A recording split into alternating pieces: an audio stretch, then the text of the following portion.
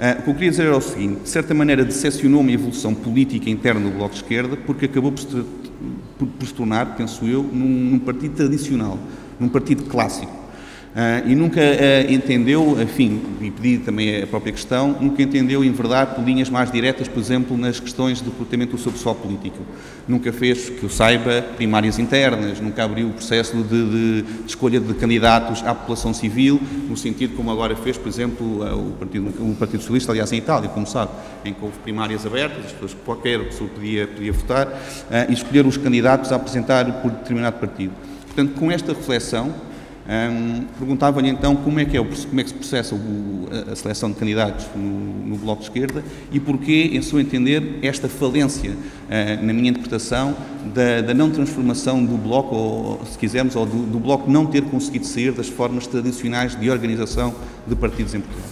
É uma opinião com a qual eu não concordo, porque, como se vê, aliás, na elaboração do programa, o que o Bloco de Esquerda fez é inédito na política portuguesa, mas eu permito-me adivinhar que virá a ser o critério futuro.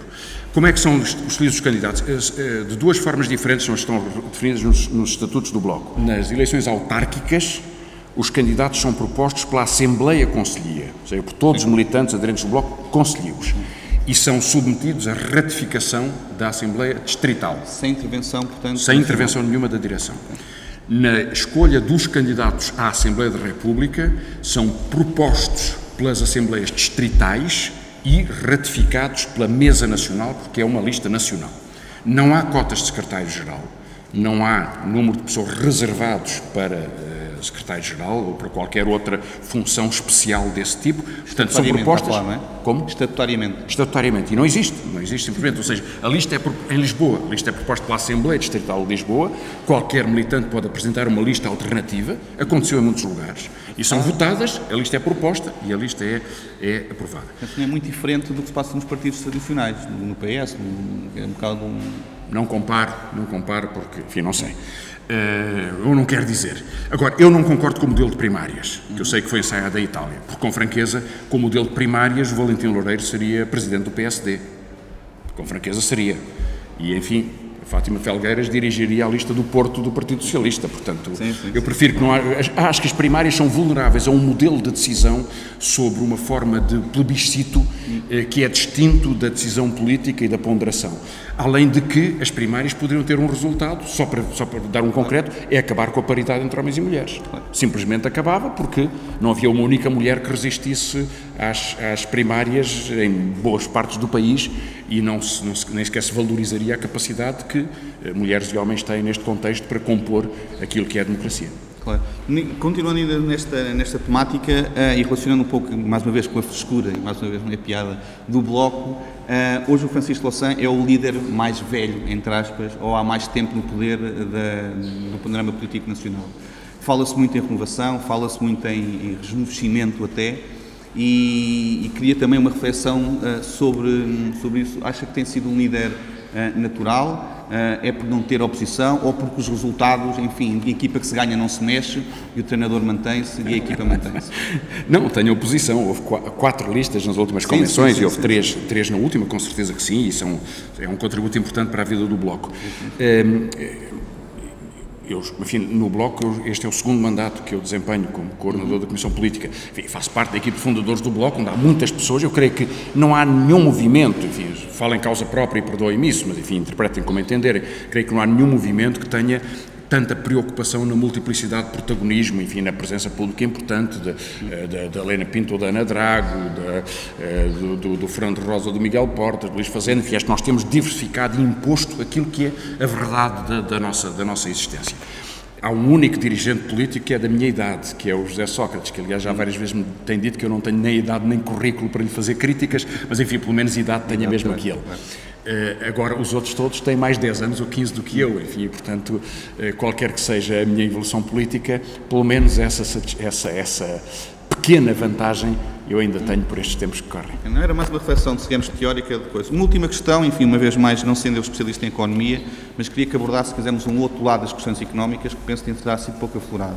Fala muito, quando se refere às questões económicas, questões de trabalho. Aliás, uma questão grata e onde o Bloco tem feito muito trabalho, exatamente. Eu gostava que falasse um pouco do lado da empresa. do lado do patronato, se quisermos.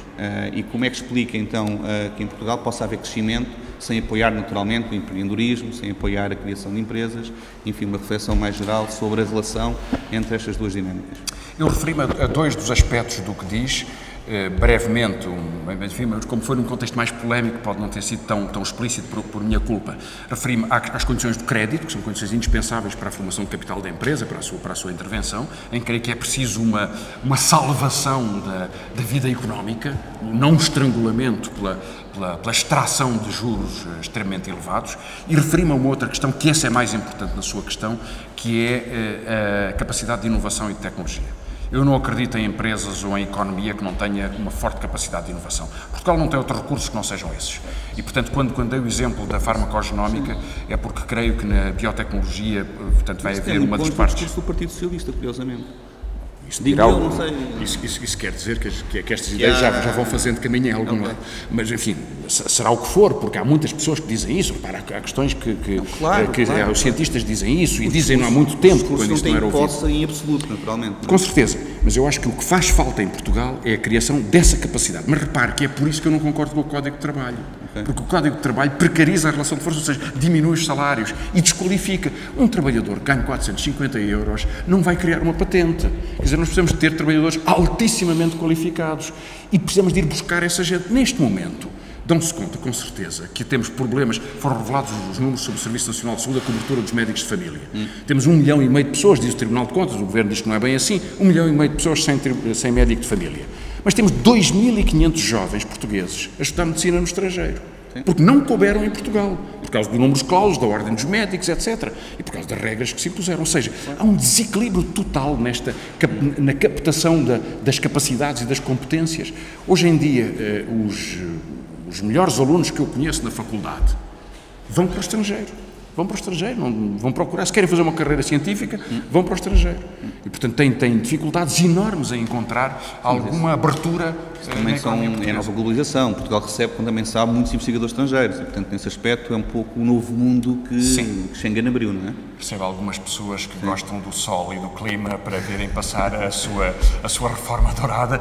Enfim, são pessoas que sabem, mas precisa de outra coisa. Só fazer uma última, que é, enfim, já pedir aqui ao Pedro um bocadinho uma cunha, que era, eu não queria que este debate acontecesse sem que tivesse a oportunidade de falar sobre cultura.